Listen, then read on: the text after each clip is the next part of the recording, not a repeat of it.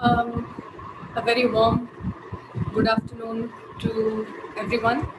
I see that people are still joining the meeting, and but it is 3:30, and maybe we can um, uh, begin the session. Um, Thank you very much, all of you, for being here. As you all know, today is the final lecture, the concluding session of the Philosophy, Self and Consciousness course. And to conclude it, it is none other than our dean, the head of the Consciousness Studies program, as well as the Dean School of Humanities, Professor Sangeetha Menon. I think all of you will be familiar with her because she also delivered the previous lecture. So I will just like to say thank you so much, ma'am, for being with us. And thank you all for attending this final and concluding session. Please wait till the end, and we will have a small interaction after the lecture. And without further ado, I hand it over to you.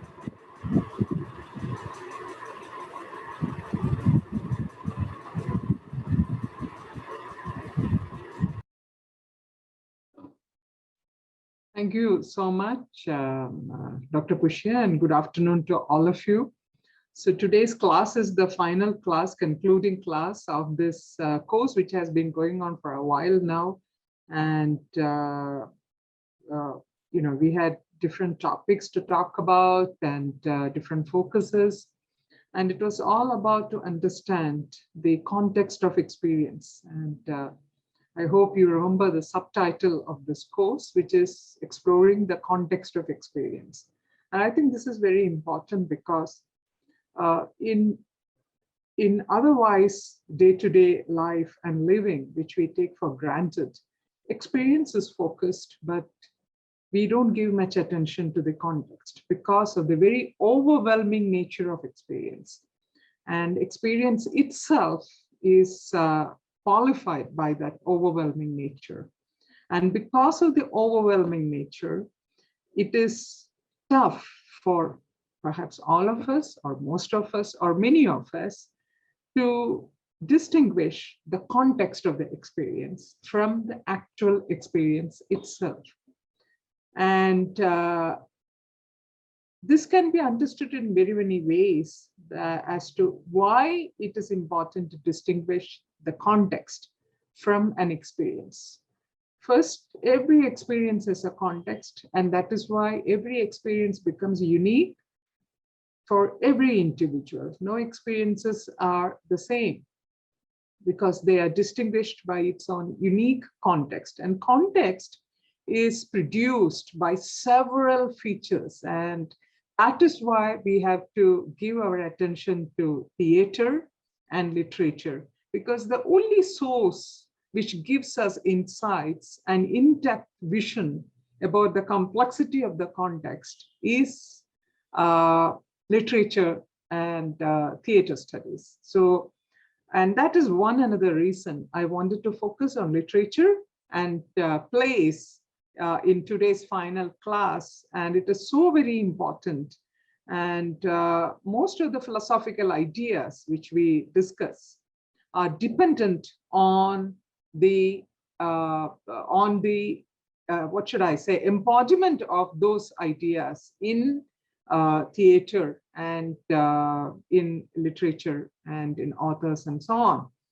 So first of all, I wish to request you to keep in mind that subtitle of the course.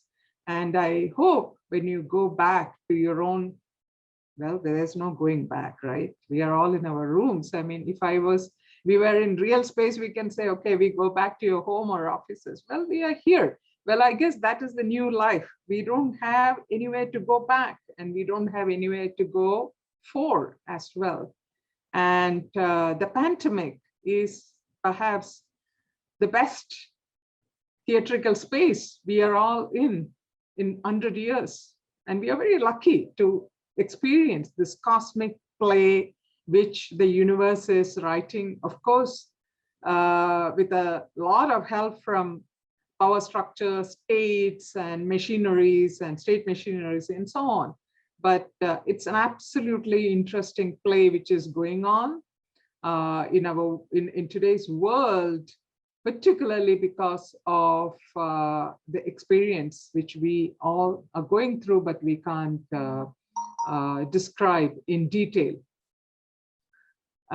So I wanted to conclude this class to help each one of us, by helping each one of us distinguish the context of experience with the help of the tools used in literature and plays and theater.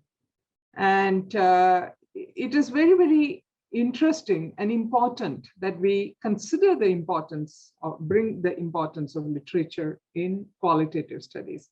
And I'm assuming that of all the 38 people whom I'm talking to now, many of you would be interested in qualitative studies. And qualitative studies is, qualitative study is the study which cannot boast of numbers and very distinguished facts and figures.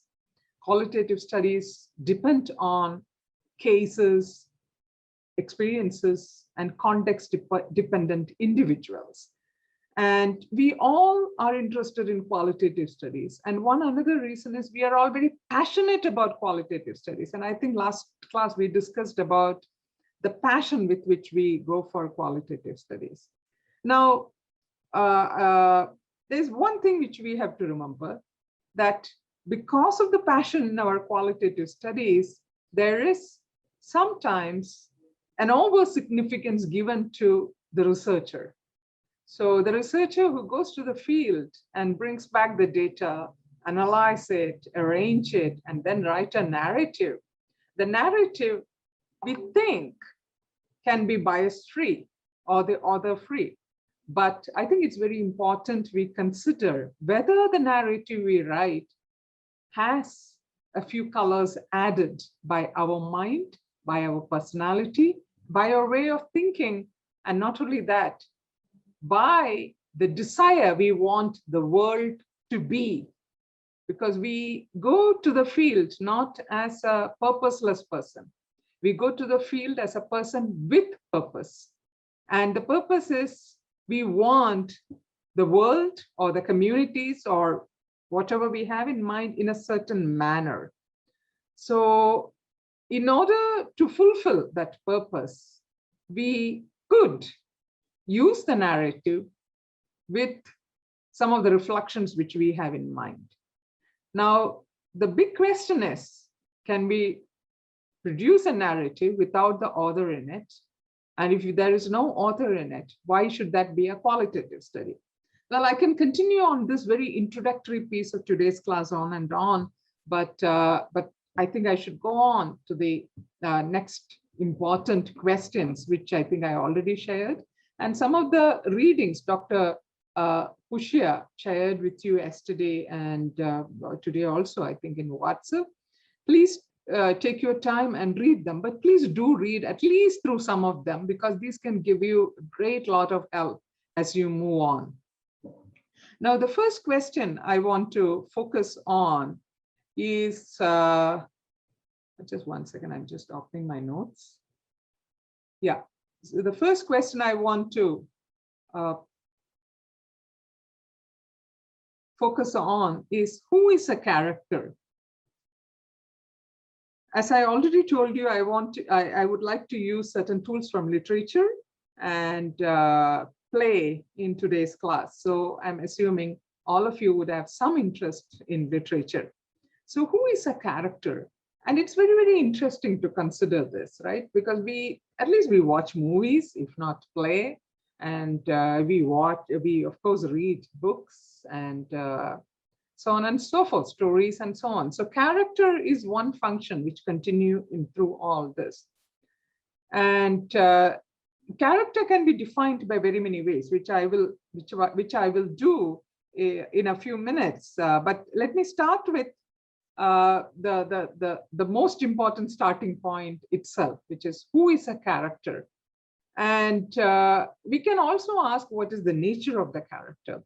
But character are if we can put in a very simple and simplistic manner, they are role players. they are role players in a particular plot, in a particular storyline, or in a particular play.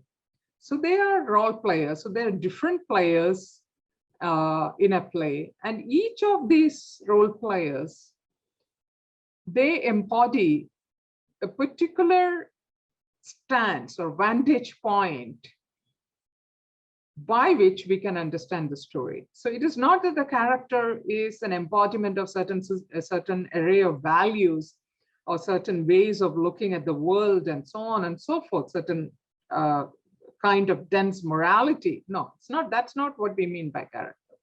Character is a role player which gives us a vantage view through which we can see the play in its own unique manner. So each character helps you to see the play or the work of the literary work in his or her or its own vantage point of view. And I think this is very important. And that is why literary work is so important psychologically, because it can give you more than one vantage view of the storyline.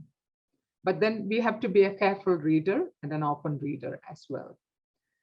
Now, there are different kinds of characters, and I want to come to that little later. But let me also bring a question to you. We all agree that there are different kinds of characters.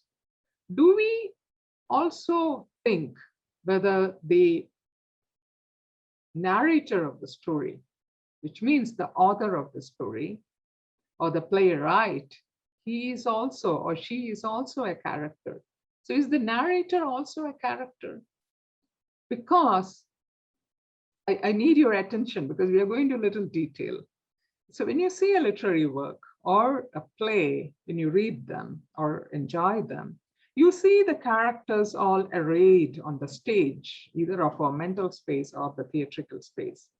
Now, the characters are given life and depth by a narrator, which we cannot disagree or disown, because without the narrator, we cannot even see these characters. So there is a role by the narrator or the author. So can we consider the author also as the narrator? I'm sorry, the author or the narrator also as a character is a very important question. And these questions we will come back perhaps later, but please consider and keep these questions in your mind. And please also remember, there is something called characterization, which means the author or the narrator embodies each character with a certain enriched format of emotions and personalities, attitudes, aptitudes, and desires, anchor, etc., etc. So there is something called characterization. And characterization is so very important in any literary work. And the whole literary work depends upon how the author or the director does his work for characterization. Now, characters, there are a lot of studies on this, and what I am sharing with you are the basics, because we don't want to go into the detail, but at the same time, we need some of these tools to ask the questions which we are going to ask subsequently in this class. So the characters can be put under different categories. And one prominent category is the category of role. And you all know that. And that is why we would ask, who is the protagonist, who is the villain or the antagonist. And we also know that there are tertiary roles, which means they're not so important, but at the same time, they add a color or they add a few spices to the work so that we understand the storyline a little differently.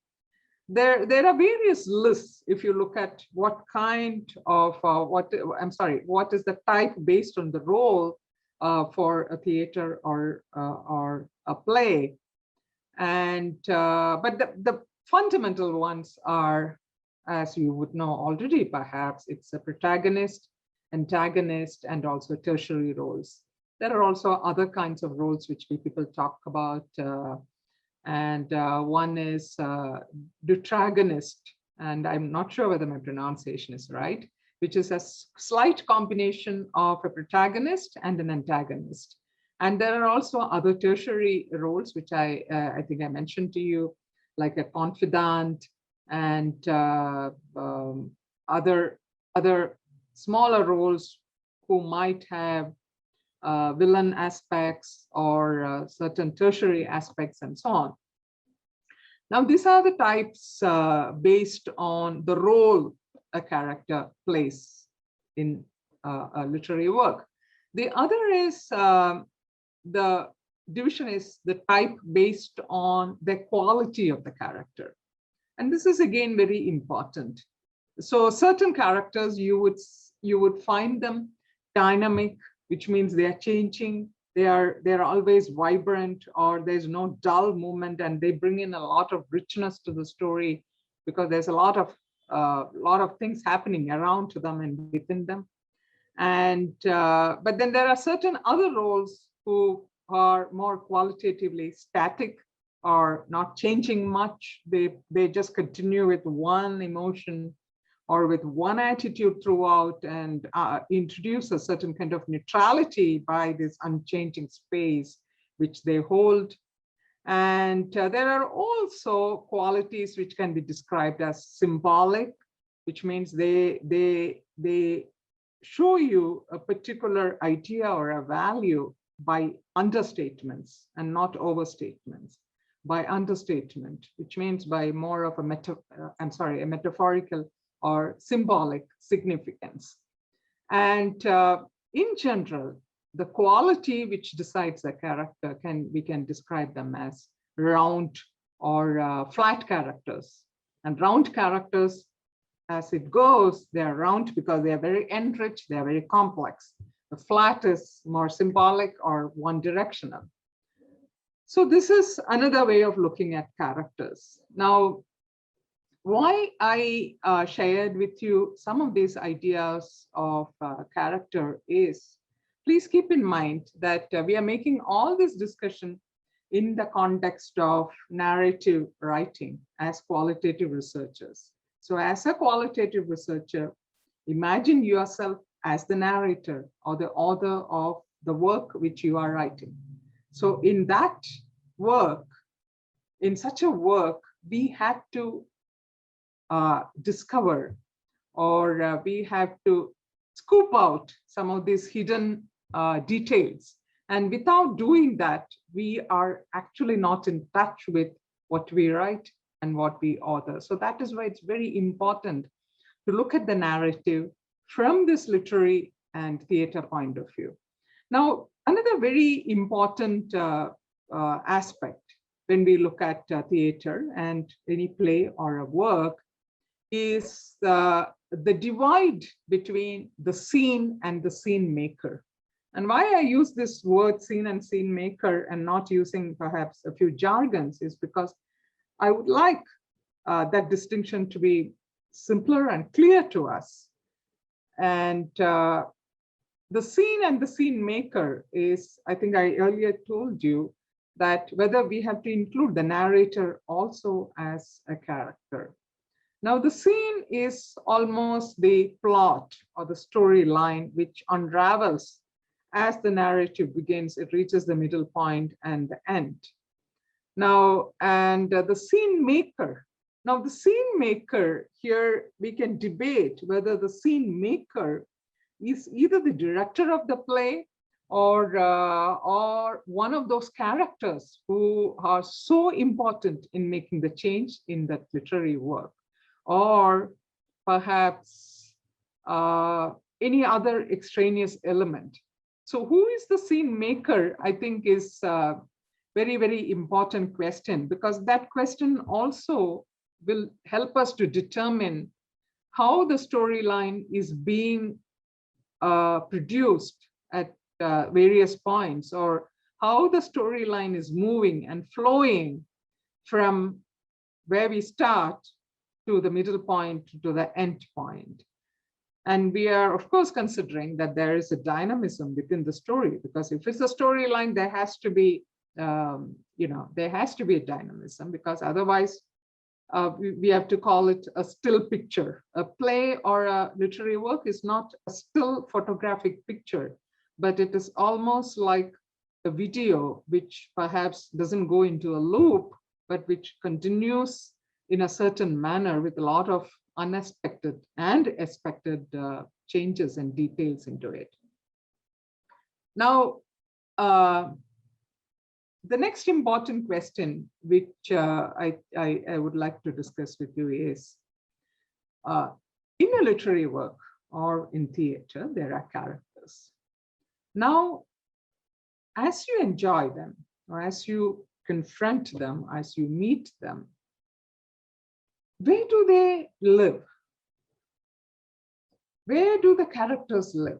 Do the characters live in the mental space of the reader, or do they live in the mental space of the author, or do they live in a space which is neither mental nor physical, which means they do not share a space which belongs to the author or to the reader?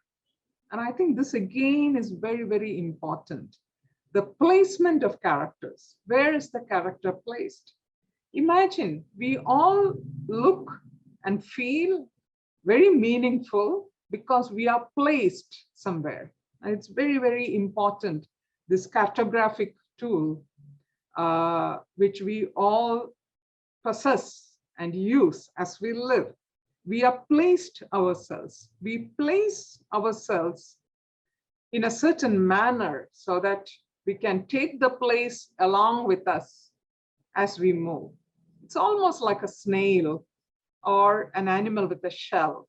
I mean, that's an example which is coming to my mind, but I'm sure it could be partially wrong as well due to certain reasons. But for the moment, for the easiness to understand, let me use that as a snail or a tortoise who carries its shell. And the shell, it's its place where it lives. And at the same time, that is the place which it carries as it moves. So the movement carries the place. We all have otherwise a very still notion of place, which means what? The notions of place, like our home and our desk and table, for example, as many of us are sitting in front of a table, sitting in a chair and in a particular room. So we are placed in a still manner. So our notions of place in daily living is mostly of a still nature.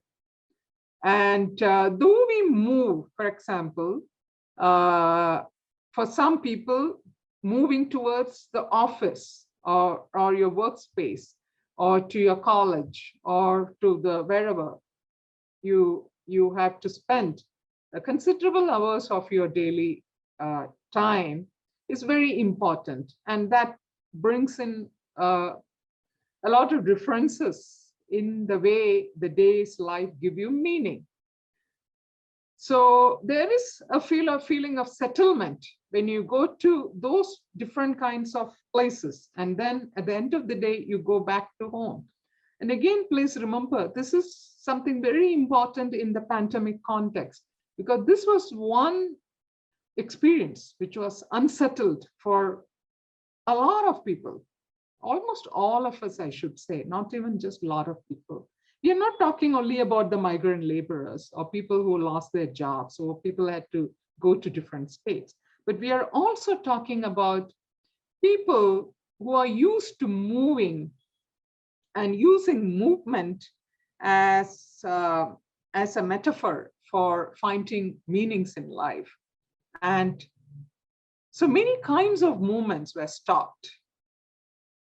And this movement also, please remember, these movements also were distancing, the movements which allow you to distance from one another. So that's why there was one report. I don't know whether I'm accurate in saying this, but at least I vaguely remember that there was an increase in domestic violence during the pandemic time, because the spouses or or the husband and wife in a married relationship, or the partners in a relationship. They have their own space, which have been created, which was otherwise possible in the so-called non-pantomic context. But in the pantomic context, that got reduced, and there was more proximity and less distance. So movement is not just about creating proximity, but it's also creating distance. And this is very, very important. And so there is this recognition of unsettlement in almost all of us in some way or the other because of the distortions in our experience of movement. And we also, hence, couldn't see what exactly is happening. I think I started this particular discussion by distinguishing between the scene and the scene maker, and where a character stays. What is the place he or she stays as the character, whether it's the mental space of the reader or the viewer, or the mental space of the author, or the in-between space. And that in-between space is something very, very important. And the in-between space is a very volatile space. It's a very thin space, and it is almost a pointless space because we cannot locate ourselves there for longer time. And but then it's a very, very important question to ask about that pointless space where characters live. And if we take ourselves as role players, then we also are forced to live in that pointless space at some point or the other. So it's important to ask the question whether we have to distinguish the scene and the scene maker, and also where do the characters live? And of course, the very important question is, do they live? And at that question, I'm going to come in a minute, which is again a very, very important question, and perhaps a very provocative question. So, okay, let's go to that question, given that we don't have much time.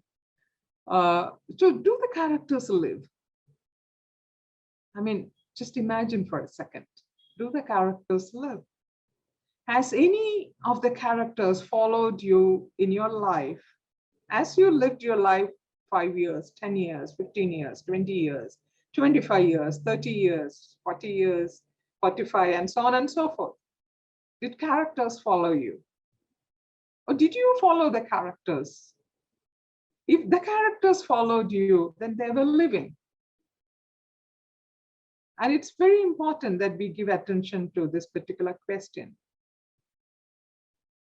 But did the characters follow you? In that sense, you can say the characters live. And they live in a different space. They live in a pointless space, which I just mentioned some minutes back. A pointless moment, you know, where you cannot really allocate a space. They live there. And that is where they are able to continuously travel with you without any difficulty. Now, it's interesting to ask if the characters can be given a voice or can be given a life by they themselves. Can the characters design the life for themselves to live? Or are they dependent on an author or a playwright? So this is where a beautiful play comes in from an author. And I don't think many of you would have read it because hardly there was any time for it. But I think perhaps Meera has read it, or I don't know, whomever I shared this link earlier would have read it. It's an absolutely interesting work. And this work is called 6 Characters in Search of an Author. This work is by an Italian dramatist. He's also a novelist, a poet, and a short story writer. and his name is Luigi Pirandello. And interestingly, he won the Nobel Prize in 1934 for literature.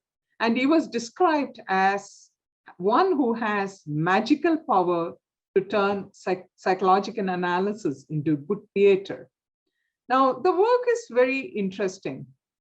The work, well, I wouldn't go into the storyline of this play, but encourage you to read at least portions of it if you do not wish to go into the details of it. But basically, the idea which the play Pirandello wants you to look at is, can the characters take the courage and confidence and take the big risk to come out of that play and the creative work and come to the playmaker or the director and ask them to tune them or design them in a certain manner, or tell them what their future is. It's slightly complex, so you have to give attention to what I'm saying. So the characters, can they extricate from the space of the work and investigate into their own minds?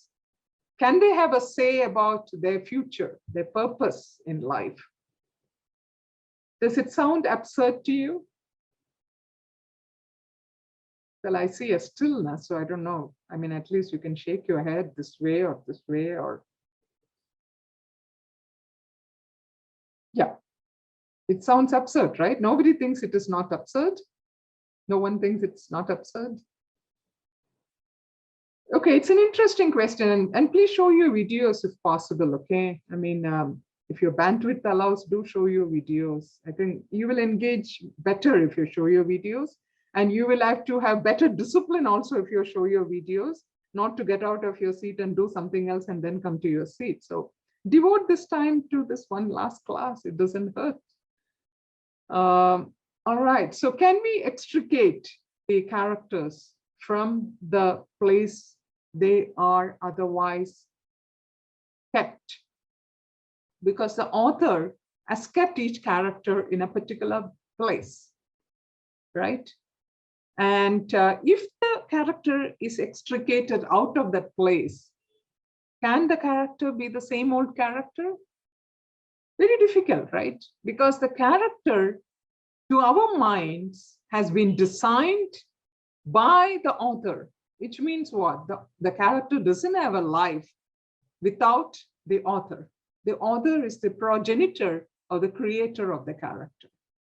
But I think it's important we look into this question much more carefully and to see the possibility of the characters coming to the space where they are not supposed to be, which is in front of the director or the playwright. And this is what exactly this particular work, which I mentioned to you, 6 characters in search of an author, does. They portray certain prototype features of characters like mother, father, brother, sister, daughter, and so on. And very, very interesting conversations happen amongst themselves and also with the director. Now, in order to do such an extrication of the characters from the space of the theater of the literary work, should the narrator be giving a note? Do we need the permission of the narrator? In a sense, you might say yes, because otherwise you will have to ask one question. And what is that one question? The question is the plot where the characters extricate themselves out of the space, is that part of the play or is it out of the play? That question is important. Is it a play within the play? So it's not very easy to give an answer to this. And I think it needs perhaps the mental power and the mental space which we it's more than what we have in usual times. We have to be a little different from what we usually are.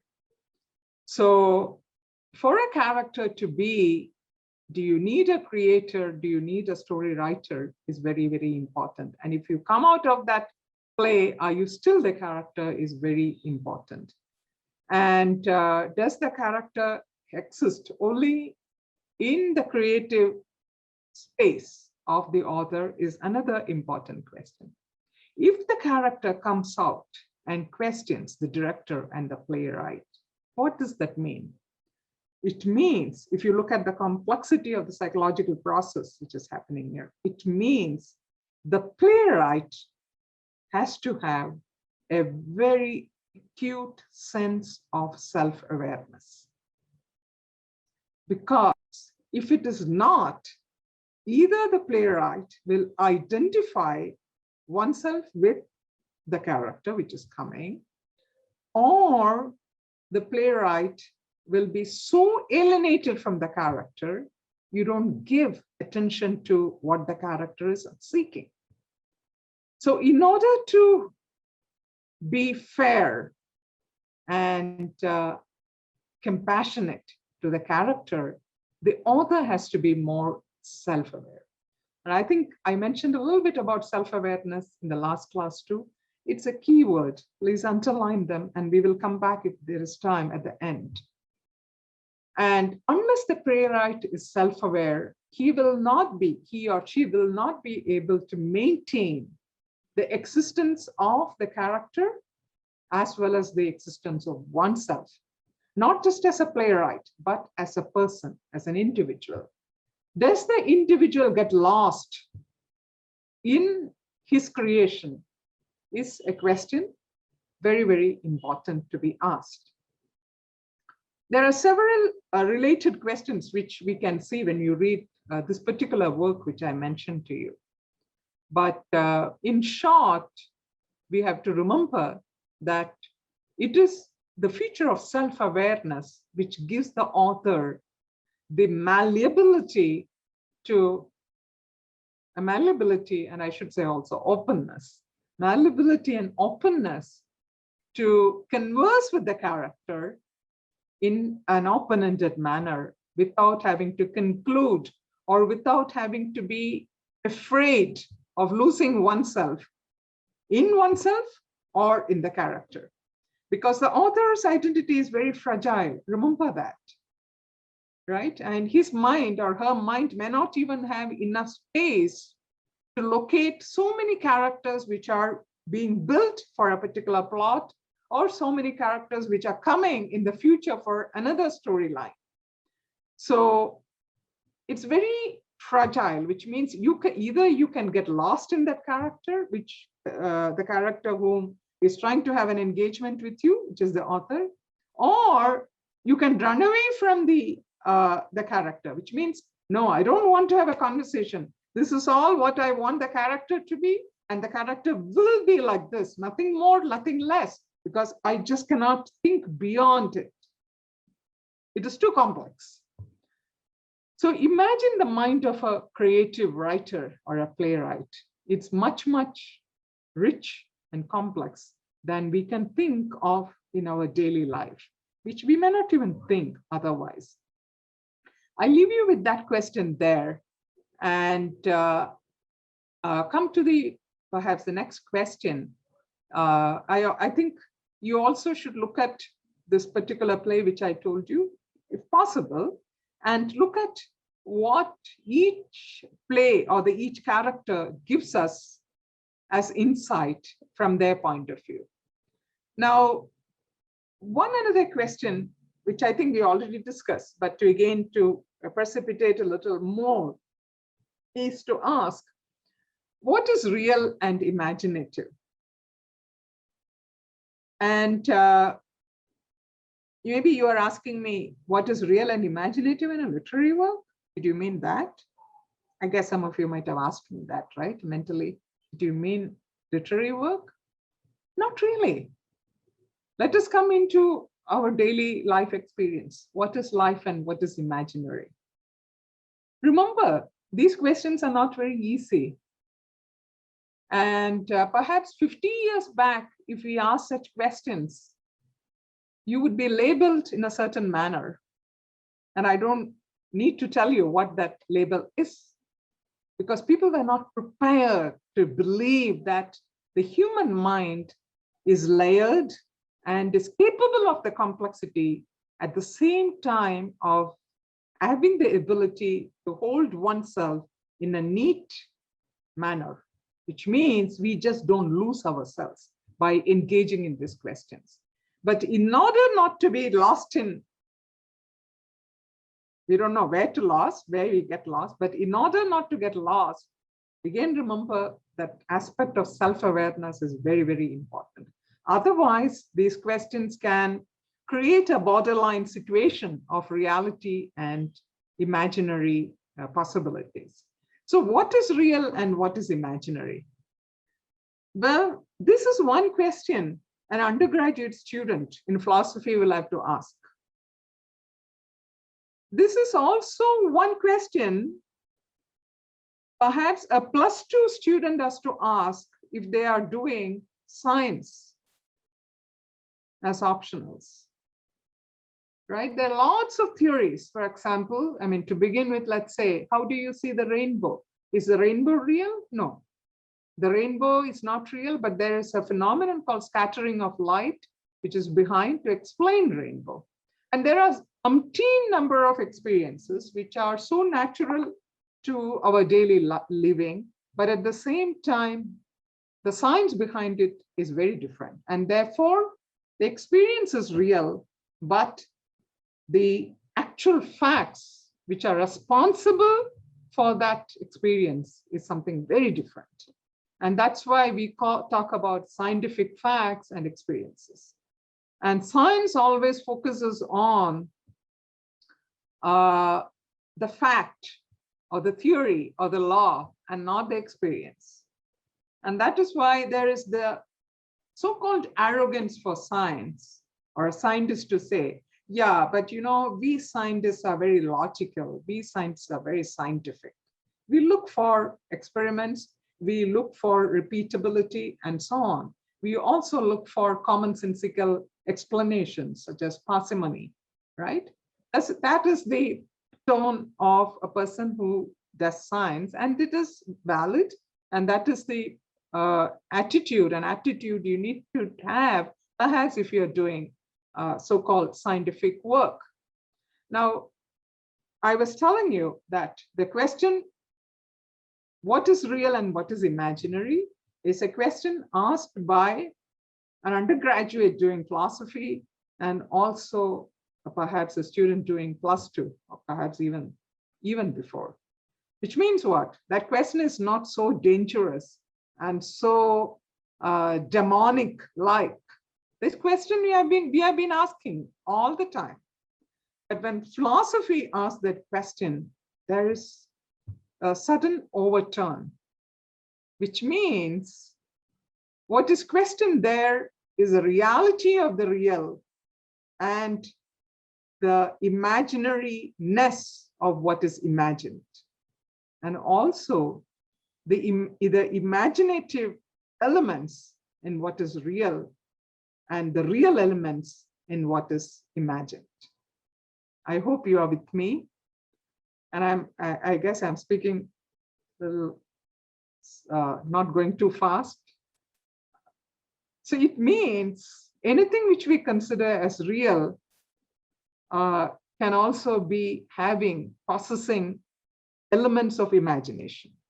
And anything which we consider as imaginative can also possess elements of reality, because both reality and the imagined are actually not just the sides of a coin, but they are just one side of one coin. What I mean to say is there are no two sides. It depends upon what is our perspective. For easiness in our living, we have created between these binaries of imagining and what is imaginative or imagined and what is real.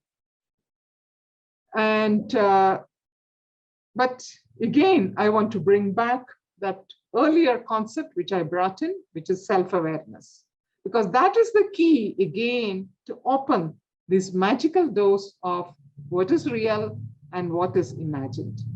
And without that key, you may be getting into the wrong door and going into the wrong place where you are not prepared to be. So it's very important to have the right key, and the right key is of self-awareness. And if only that key, you know which door is to open, to be opened at one point, and you also know whether you're prepared for that. Now, we can ask this question to, we can take this question to another step and ask perhaps a counter question, that if the division between what is real and what is imagined is blurred, how do we account for agency and ownership? And I am hoping that since you attended this course, you would be knowing that agency and ownership are the two minimal attributes you need to have in order to be a self, because these two functions are very important to be a minimal self. And this is the definition in cognitive sciences based on rich data received from psychiatry. So in order to be a self, in order to be a healthy self, the word healthy in quote unquote, but still it's important to use that word here, you need to be an agent and you need to be an owner of your action, because these are the two functions which qualifies you to be a self. Now, if the division between the real and the imagined is blurred, how do we determine whether someone is the agent and the owner of an experience? I think this is a very important question and a very troublesome question. How do we answer this? How do we respond to this? And I think one of the best responses come from, again, psychology. I don't know how many of you would be aware that there are many humanist psychologists, psychology which focuses on humanism, humanistic psychology, who talks about two attributes, two endowments. And these two endowments are called meaning and purpose. So remember what question we asked. The question is, how do we, if the division between the real and imagined is thin, it is blurred, how do we determine who is the agent and the owner? Or how do we see the place of agency and ownership, which are very important to qualify someone as a minimal self who is healthy? Now, according to psychology, if we can explore the meaning in our experience or in our life and point to a purpose, which is slightly futuristic. Purpose itself is a goal which has a future inbuilt in it. And meaning is a goal which has the present inbuilt in it, which means the meaning, what we call as the notion of the meaning, is pregnant with the present. And what we call as purpose is pregnant with the future, because it unravels in the future. And the meaning is unraveled in the present. So the blurred nature of what is real and what is imagined is clarified if we are able to investigate, or if we are able to explore the value we give or the value we experience for these two attributes in life, which is meaning and life purpose. And that is how the philosophical puzzle, whether reality and what is imagined, are they too blurred that we can't determine who is the agent and who is the owner, is responded to in psychology. Now, I have a few more minutes, and let me look at the last two questions. And I think I'll combine these two questions, and I want to ask the last question a little detail for you, because that's the question which we are going to take home wherever we are, which is, how do we write a good narrative? Let's come back to that very boring question, right? I mean, after dealing with this very complicated details of our mind, the last question, how do we write a good narrative? In order to, first, number one, in order to write a good narrative, you need to keep in mind what we discussed earlier. Because that's the only way you can analyze what you are going to write even before you have written it. Because without these details that are going to influence a narrative, you will not be able to write a good narrative. So how to write a good narrative? You have to bring in all the questions we have asked. So to begin with, who are the characters?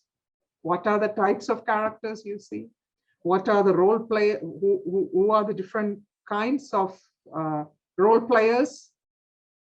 And so on and so forth. And what is the quality?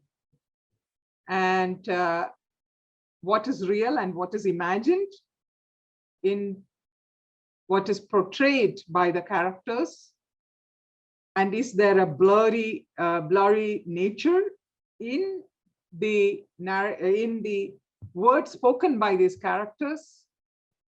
And lastly, you also have to ask, is the narrator a character in this narrative? Which means you as the person who is telling the storyline. Imagine if with this background, you go to your field, what happens?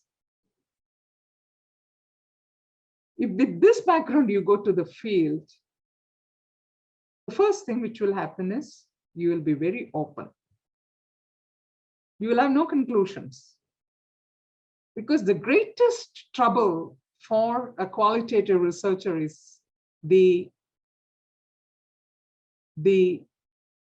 what should I say, too much of conclusions. The overflowing nature of conclusions in the mind, which we call as assumptions. We call it in a very nice jargon, saying assumptions or hypothesis. But then that can influence us so much, that can again make us, make us also vary whether we have to do something which fits into that hypothesis. But on the contrary, can we think whether the hypothesis itself can be open, can be amenable to change? So to write a good narrative, it's very important we keep an open mind. And we go through all the exercises which we just talked about in this class. And if with that preparatory mind, if we go to the field and we also come back to the field, is again important. When we look at the data, again, we have to go through this. If we do that, number one, we enjoy what we do. Why do we enjoy what we do? Because then is what we understand as what is it to be an author? Who is it? Who is a narrator? And what is your role play? What is the character which you are playing in that storyline? So it's extremely important that we contextualize our narrative work, all the steps of the narrative work, which is going to the, or before going to the field, perhaps even doing the literature review, from the literature review to going to the field, collecting the data, coming back, wherever you're coming back with the data, then analysis, categorization, thematization, and so on and so forth. These questions have to be kept. If we keep these questions in mind, what we will see emerging, because remember, a good narrative is a piece of magic, like any literary work. It emerges, it is not produced. You don't produce it, it just emerges. You see things coming out. You see people coming out. You see insights coming out. So as a researcher, you have to allow this magic to happen. And don't deliberately create something by doing something which perhaps not be natural. So follow that method of being natural and treating the data as real life content. And another suggestion I would have is to write a good narrative. Be a compassionate person. Because when you go to the field, you would have to confront with people, spaces, and geographies which may not be in tune with our value systems, our theories, beliefs, and political views. So unless we have the qualities of patience, qualities of inclusion, qualities of acceptance of the other to be in his or her place, we will not understand what's going on. So it's extremely important that to be patient and have this repertoire of qualities, which is included in the larger set of the value called compassion. And well, I think that's it, because it's time, and I may have to give you some time for questions, because Dr. Pushia gave me 45 minutes and I've already taken, I think, more than that. But friends, what I want to conclude here with this class is, remember, as a researcher in your academic work or as an explorer in your life, always ask, what is the context of the experience? Context of the experience of you as an individual and all the characters who are playing the play with you. What is the context of their experience? Because it is that question which will lead you to the so many details which are embedded in the magic of a creative work. And I think it is important we recognize the theatrical quality of life in order to enjoy life and also to see what is that which is waiting for us as an insight through our lives. Thank you so much.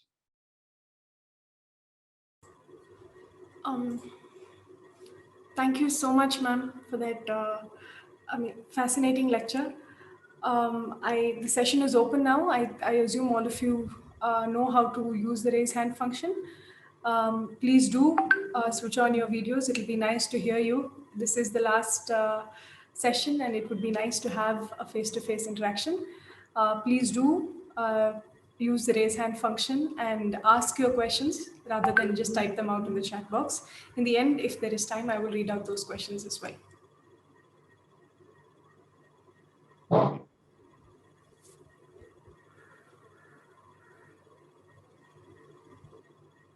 Thank you, all of you. Thank you for your thanks. Thank you.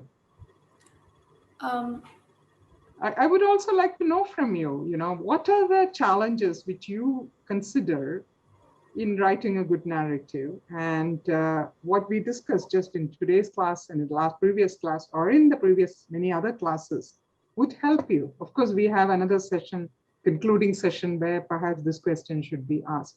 Maybe I'll reserve this question for that concluding session and perhaps takes a question to this class. Yeah, thanks.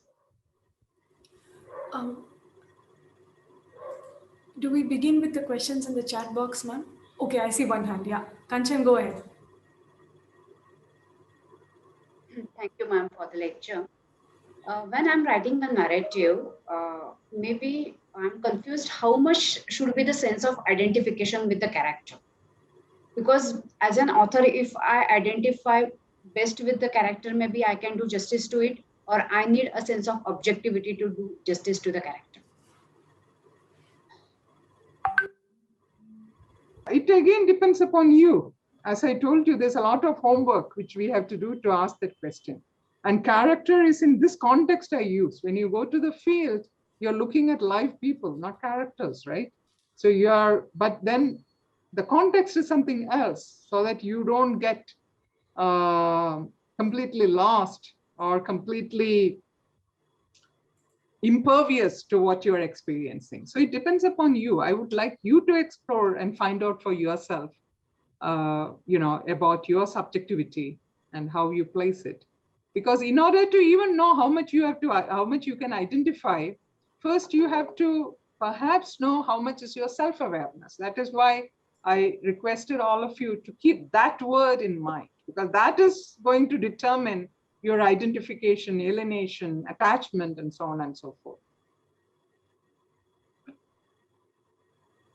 Okay, I see Mahesh has his hand up.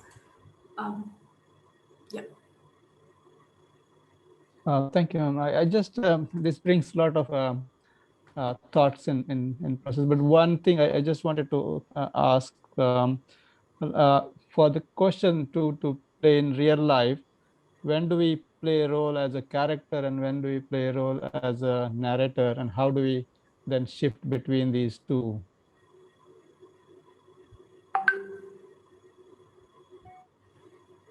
When do we play the role of a character and when do we play the role of real person, right? That's what you asked. Yeah. Yeah, so we play the role of the character when we think the life is too real, and we play real when we think it's all theatrical. Okay. Yeah, so this is what for me it raises a question, because today we are going through a pandemic, and when I see medical facility or medical doctors are playing the role of a character as a medical practitioners, but they are also human being, and in this stage the amount of the values lost what we see in the current pandemic, where doctors are using this as an opportunity to make money as a character rather than a human being, and that's where the confusion is comes from. And how do we then bring that to people to show that, am I a character or am I a narrator or a real person, and then I need to look at the other person as a real rather than a character. Yeah, so try to engage in a conversation with whomever you have in mind. Yeah. And build up your own self-awareness. Mm-hmm. And remember, most important is the person from where the question and answer is emerging, which is you yourself. So for me, I myself am very important when I discuss these ideas with you. These are very troublesome questions and very unsettling questions. But you take certain responsibility to bring these questions to a forum like this and explore these. So these are not just questions which you just ask every day. These are very intense questions. They're extremely intimate, they're extremely private. So discover your own private space and discover your own space, which gives you a responsibility to have an engagement with the colleagues you mentioned and talk with them, and the conversation will lead you. Thank you, ma'am. Meera, yeah. Thank you, ma'am. That was a very interesting lecture. So one comment that I had from the part where you talked about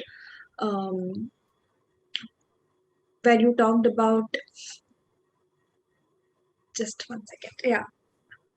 How we go to the field, and there is this confusion between what is imagined and real. Especially when I go to my field work, there is definitely that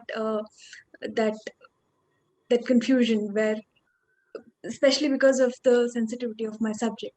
So and you spoke about how psychiatry brings in, or psychology brings in, that answers that question by looking at meaning and purpose.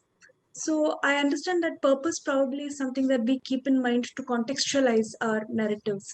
But if we were to look for meanings, would that then make us biased, in the sense that we will always be looking for the kind of meanings that we anticipate? So that was one question that I had. Yeah, thanks, Meera. But I think meaning is not which is anticipated. And I think if you remember, I said meaning is pregnant with the present and the purpose is pregnant with the future. So meaning is right away what happens, and purpose is that which takes the meaning and extends to the future. And also, I think sometimes people think there is a sense of neutrality which can be developed and which is the best. No. So there is nothing called neutrality. There is nothing called non-biased occasion. All occasions are embedded with certain kinds or certain degrees of biases.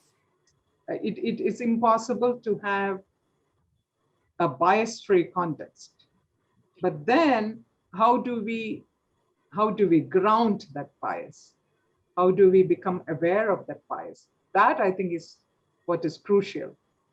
And therefore, it is very important that we give attention to the meanings which are experienced in the present, so that we also know that there is a lingering limb which takes our hand at the points of meanings which we experience to the long-term goal of purpose in the future. So in a sense, meaning is a helping hand towards discovering purpose, and which of course is futuristic. Thanks, Mary. Thank you. I see one more hand. Mr. Gautam, please go ahead. Yeah, I just wanted to thank you and share a comment. I saw we had this Bengali translation of 6 Characters in Search of a Playwright in Calcutta in the 60s and 70s. It was called Nattokare Shandhane Choti Choritro. Nattokar is playwright, Choti is 6, Shandhane is search, and playwright is, Choritro is character. I saw it for the first time in 1968, and we were quite confused. I was 18 years old. And then I saw it again it used to run regularly in Calcutta, always to packed houses. And the second time was 1972, when I was studying in IIM Calcutta and studying Erikson, Rolome, Carl Rogers, and, Eric Fromm. And we had long discussions. And then I found my dad's copy, which he had bought in the early 50s. And last 2 days, I've been trying to locate that book because I wanted to read it after this session. And I promise you, I'm going to find the book somewhere in our home, which is dating back to 1951 when my father bought it. And I'm going to read it with the perspective that you have given. And it's really a lovely, lovely session where there are so many things which I'm going to then look for it. But the 2 viewings of the play, 1968 and 1972, one went over our head. The second one at 18, the second one, we had lots of discussions. Maybe a whole lot of it was irrelevant. But the third is going to be what you have generated. Thank you. That's so nice to know, Gautamji. And it's absolutely fascinating that, you had these previous experiences to recollect now when we discuss this particular work in this session. And I very much look forward to knowing your observations, perhaps this time after discovering your father's copy from 1951 and reading it again in the context of this session. Thank you so much for your kind words.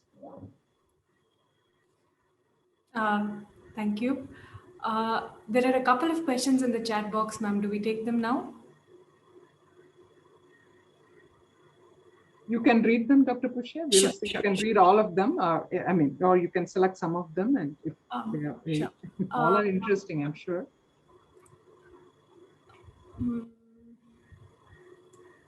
Yeah, I think Kanchan asked this question. If reality is a perception in itself, how do we look at the reality of a narrative? Sundar asks, when we look at reality in a text or a narrative, especially a fiction, would we be referring to authenticity? Then there are, Narasimha asks, how has this pandemic affected research? Given the fact that the fieldwork is going to get affected and confusion arises, do we really have to go to the field, or can this be done virtually? Kanchan again asks, is narratology an interpretative technique?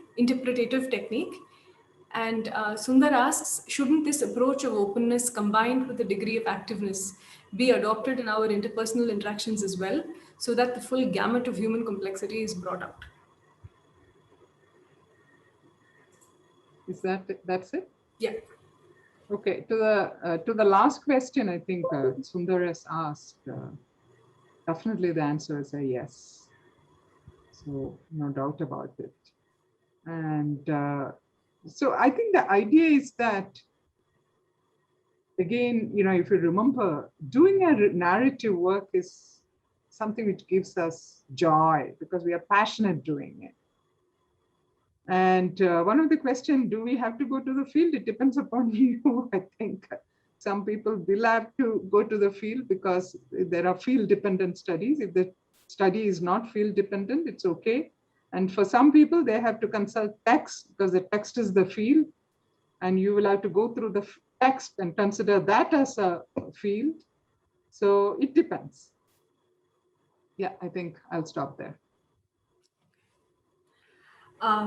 Thank you so much, ma'am. And today we have completed the Q&A session a little early so that we can have a little sharing. This is an intimate space, and because today is the concluding lecture, we thought it would be nice to hear from the participants what you have felt during the course of this 5 months that has been a series of 16 lectures, and many of you have been with us throughout that journey.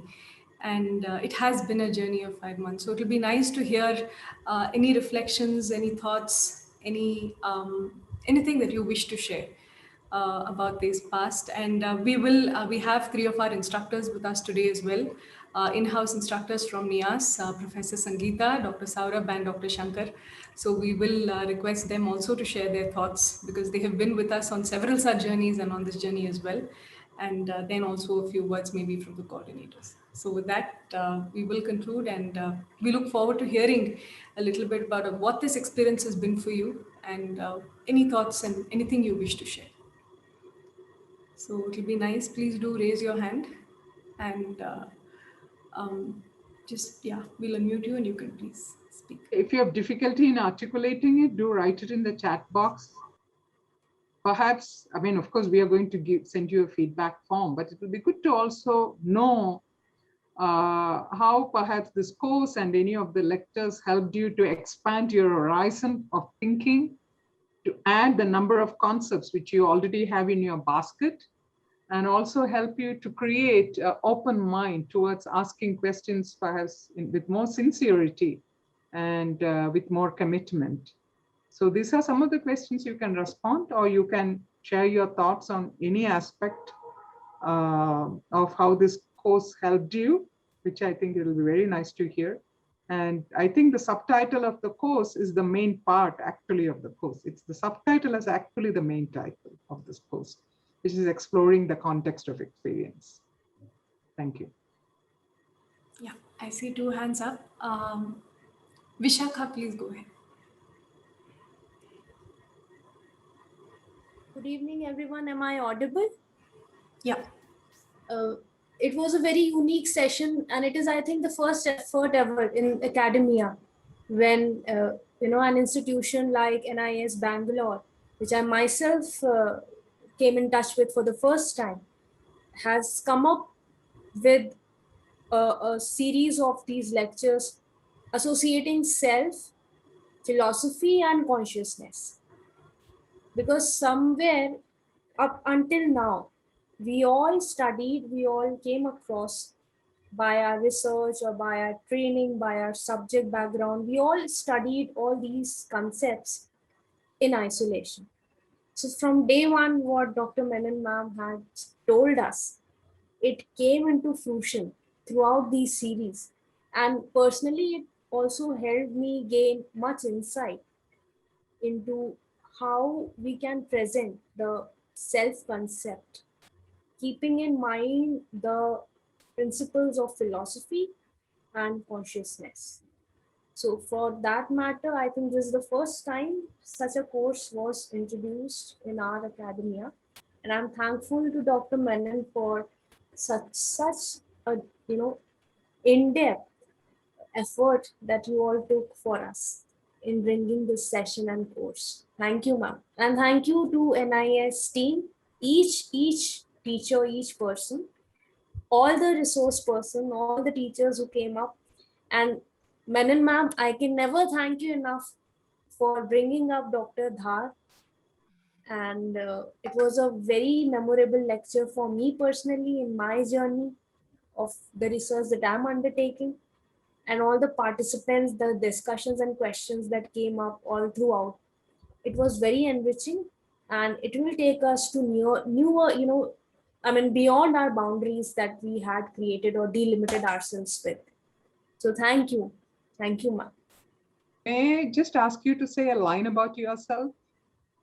Ma'am, I am right now studying PhD. I'm completing my doctoral thesis in Department of English and Modern European Languages, University of Lucknow. I'm also teaching at Amity University. I take up soft skills and training placements of young students and youth. So somehow, the sessions that I attended, they are internalized, and we all are teachers and researchers, and it translates somewhere in our own efforts, in daily life. And of course, my topic was ingrained in your lectures. It is the idea of self in Sudhir Kakkar's psychoanalytic theory and literary hermeneutics. And I compared Freudian sense of self with Indian concept of self, an Indian philosophy that exists. Thank you so much. Wonderful to know you and your work. Thank you, Vishaka. I think she had also expressed a further interest in taking this forward as an edited volume. She had written to me also personally, and if definitely there is something, we will let you know. So thanks for your interest and for your participation. Yeah, Neha, please.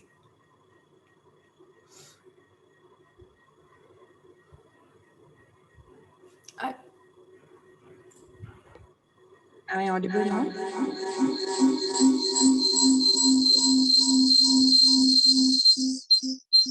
Am I audible now? Your voice is echoing. Echoing. Just give me a second.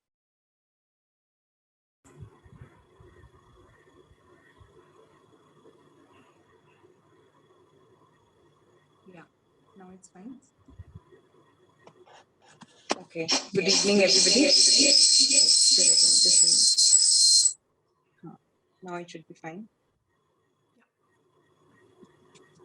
Yeah. So I'm Neha Agarwal. Yeah, for me, the course was, it has benefited on multiple levels. I have completed my PhD from JNU in 2019.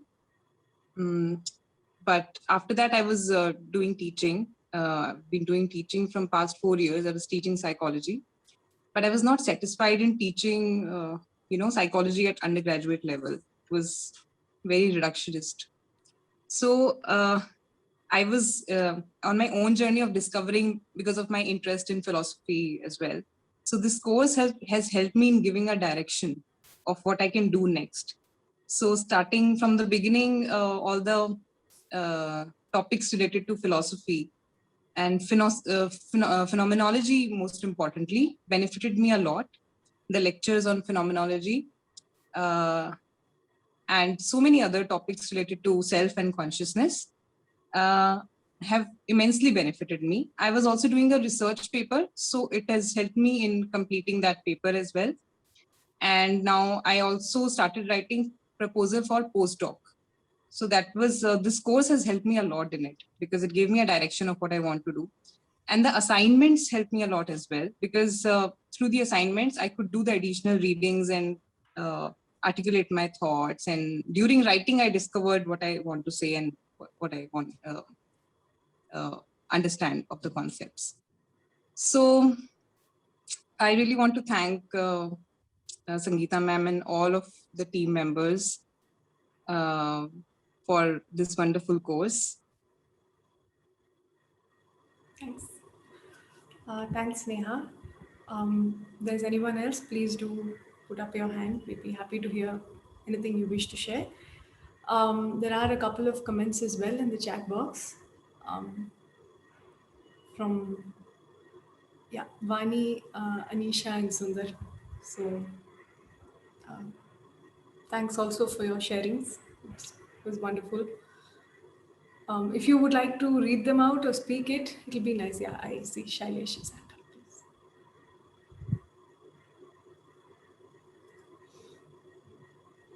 Hi. So thanks for the program. And first of all, myself, I'm recently associated with NIAS as an adjunct faculty since April 2021.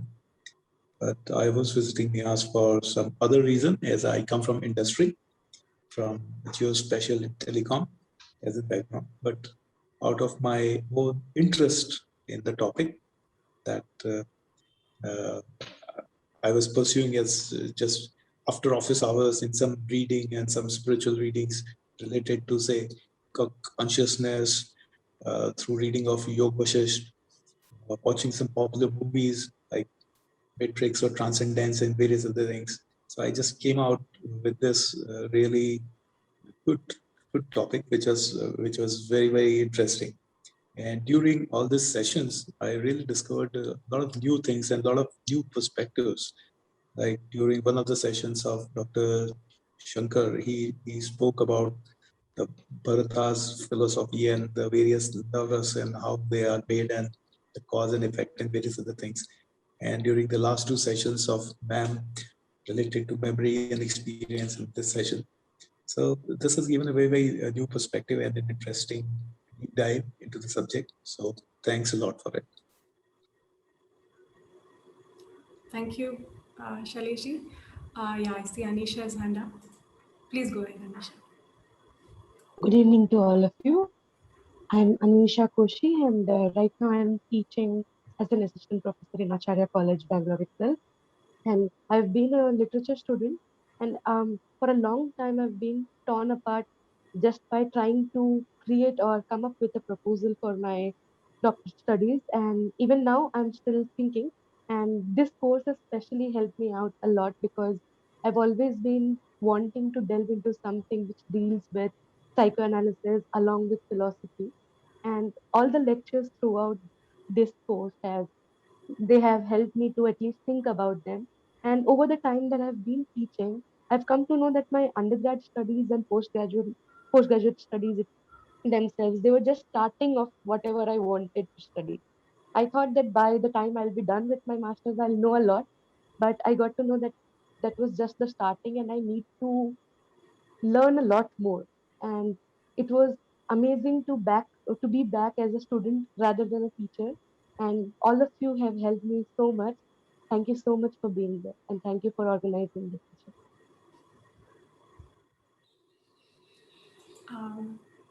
Thanks a lot, Anisha.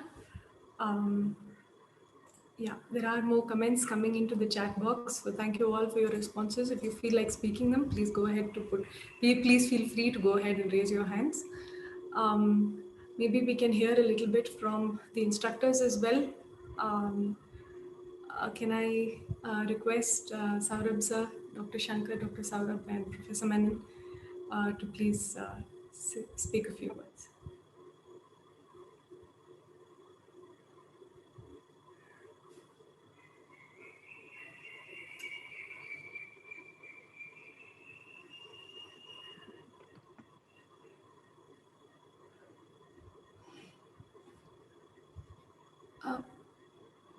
Saurabh sir, we have unmuted you. Okay. Okay.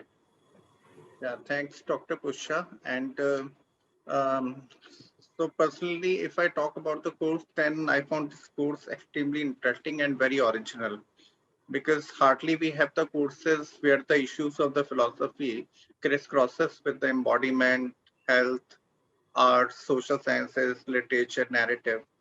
And in these courses, we have all kind of the peoples, very interesting peoples who are practicing medicine, practicing psychiatry, scholars, and also people like the Professor Manindra Thakur, who has been also doing very interesting field works, and of course, Professor Anuta.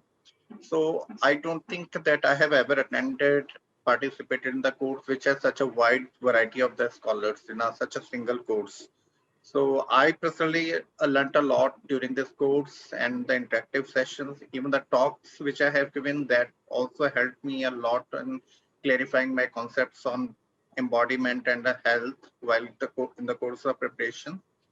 And Q&A sessions have been very much helpful for me for further working on my ideas. So I thanks a lot, Professor Sangeetha Menon, for conceptualizing this course, because this is her actually conceptualization to add, to give the so many dimension to this course, and to bring all these resources for a resource person to one platform, and giving me opportunity for sharing my work also in this course.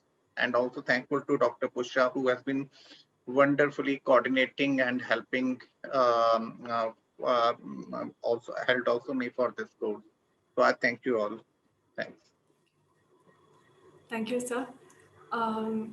Before I request Dr. Shankar, I see Gautamji has his hand up. Please go ahead, Gautamji.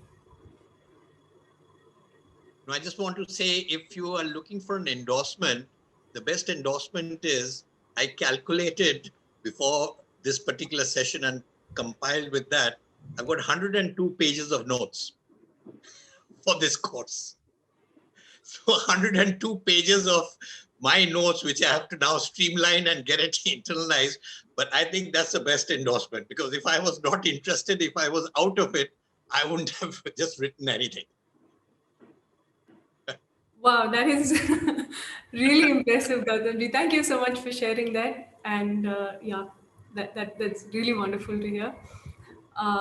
Yes, can I request Dr. Shankar, please, could you please share a few words, sir? Thank you, Dr. Pushya. Personally, it's been a very enriching course for me, as it happens with every course that is conducted by CSP, NIAS CSP. And not just did I prepare for the course, but during the process, I also learned many new things, study portions of Natya Shastra and other Indian texts on Indian aesthetics, which I had not studied till now. So it's been very useful for me. And also on evaluating the assignments of some of our participants, it gave me a sense of great fulfillment that many of them had alluded to things which I had discussed in the class in a lot of detail. I especially enjoyed today's session by Professor Sangeetha ma'am, and especially because this is also a topic which is close to my heart, albeit from the Indian aesthetics point of view. I hope I can collaborate with her in the future to do something on narratology as well as characterization from an Indian aesthetics point of view, combined work probably. So I'm thankful to everybody, especially to Dr. Pushya, Dr. Sangeetha ma'am, and others who have been organizing this course, as well as to the participants for giving me a chance to share my knowledge with them. Thank you. Thanks a lot, sir. Sangeetha ma'am, over to you. I think the coordinators will say something, or? Sure, ma'am. I was thinking, okay, sure. Should you I? want to, okay, you want to say, okay, the last. No, I mean, I think I have said whatever I wanted to say, and perhaps I have much to say for which I may not find words also now. So what we want to really say actually always remains wordless, and we discover the words as we live our life and fill in those empty spaces. But I just wanted to add 2-3 lines here. First of all, thank you so much for being there. And we conceptualize these courses, particularly inspired by the Pantomic times, so that people can come in. And these were all free courses. And we thought it is important that the course topic is seen with focus and not the other logistics part of it. But at the same time, there are certain criteria to complete the course if you want certain certificates and so on, which I think Dr. Pushe will get back. But what I wanted to say is a big thank you to all of you, because people from very different fields were here. Of course, a lot of students and young researchers, but also people with varied interests and backgrounds, so which makes the course very rich and beautiful.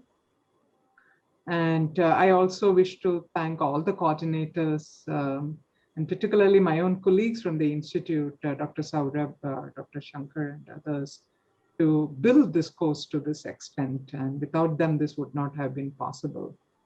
And last but least, I also want to express my gratitude to the coordinators of this course, and primarily Dr. Pushya Gautama, who was handling this course. And please believe me, none of us are experts in doing things online. It's very tough. And it is the pandemics which just threw us into this middle space where we had to discover our own ways of doing things. So we just thought we will take the risk, and we also want to do things creatively. And that's how we just started it. And there are not many discussions whether you can do it or you cannot do it. So coordinators, just take it up, and because it's a joyful experience and you have to discover your joy, because the goal of the leadership behind this course is not just doing things, but also self-discovery and discovery of inner joy. So Dr. Pushya Gautama, she's an MD in Ayurveda, as most of you would know, a trained physician. And I don't think perhaps she had a lot of these kind of experiences organizing many such courses, which involved a lot of challenges, because it is not just this lecture of 1.5 hours, but a lot of other issues related to assignments, etc., and also a fair conclusion of this course. So, so our idea was to have young scholars, young researchers to come forward and be the leaders. And we support the young researchers and scholars to discover the leadership within them, which I think is very, very important as a personal discovery. One of the goals for all our events of CSP and NIAS is personal discovery and discovering our own excellence inside us. So my gratitude to Dr. Pushya Gautama as the primary coordinator of this course, and also to the other team members who helped her, Dr. Meera Menon. I'm sorry, she's not yet Dr. Meera Menon. Maybe in 1 year I will be able to call her address her like that.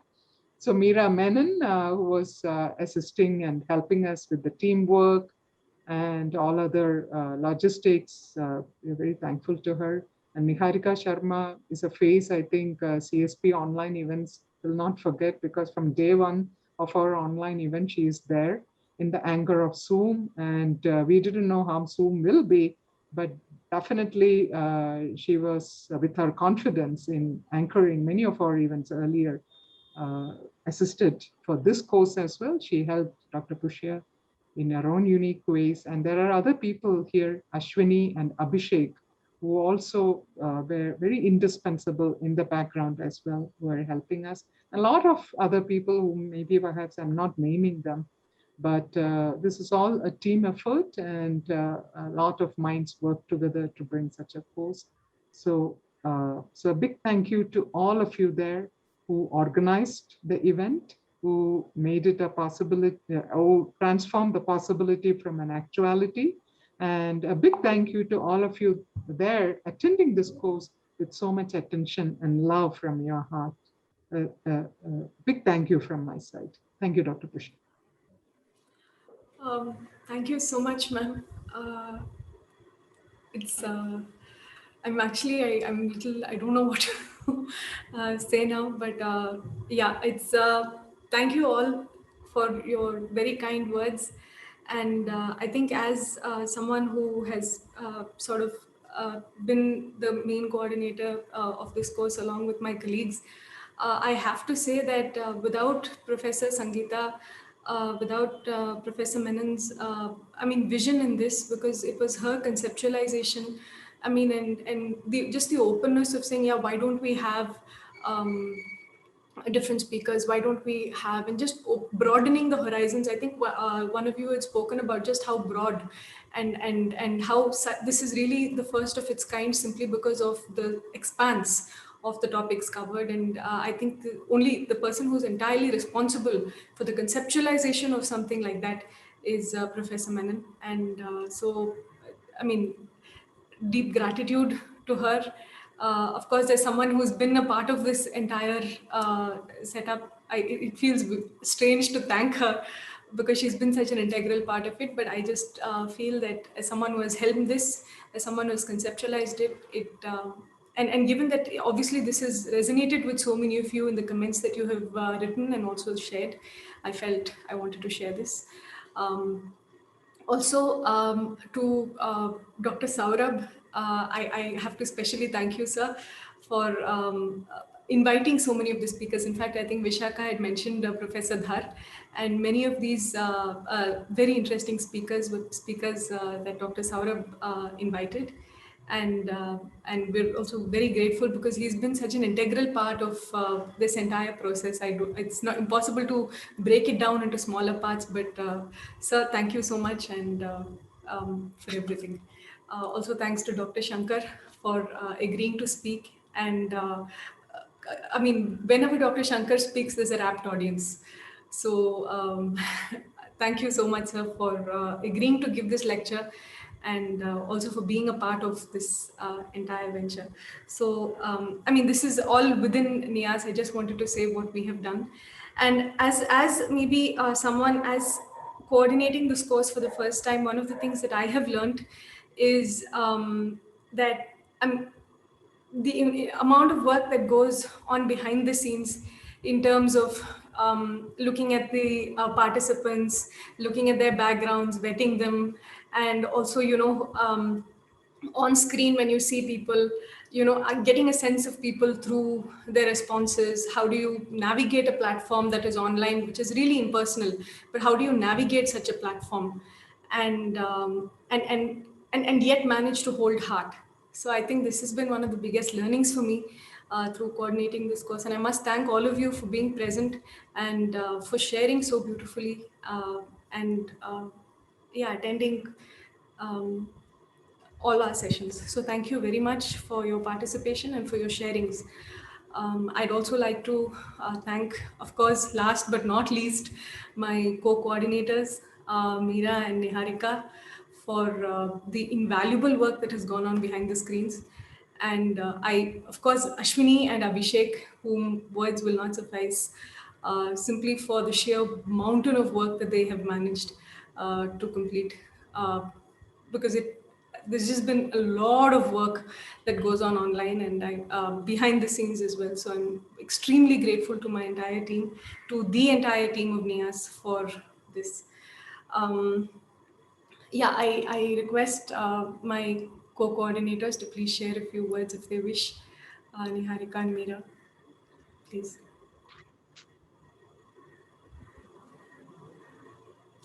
Would you like to maybe? Okay, thank you, Dr. Pushya. It's been definitely a very, very interesting set of lectures and also a good learning experience for all of us coordinating these series. So one thing about the conceptualization of this series itself is that philosophy, self, and consciousness, even though they are supposed to be close to us, we look at it from like as if they are very far from us, as in self. When you say academically, self is supposed to be somewhere else, and philosophy is that process of looking at it from elsewhere. So there is that concept of distance, which ma'am was also talking about in the lecture at some point. But this course somehow, by looking at it from different perspectives, it seemed like we were bringing those closer to us, making philosophy, self, and consciousness a little more closer to our own existence and our own being, which is not something that you see happening when you just look at it academically from a classroom setup. So for that, I'm very glad, and it was very helpful for me. So that and this entire experience of organizing all these series, like if you know, CSP organizes a lot of courses, and it happens in simultaneously most of the time. So I have no idea how this. I have told many times how ma'am conceptualizes so many lecture series, and they all happen simultaneously. So it's been quite an overwhelming and and an extremely great opportunity for us to learn a lot of things, and for which I'm sure the entire team of CSP is very grateful.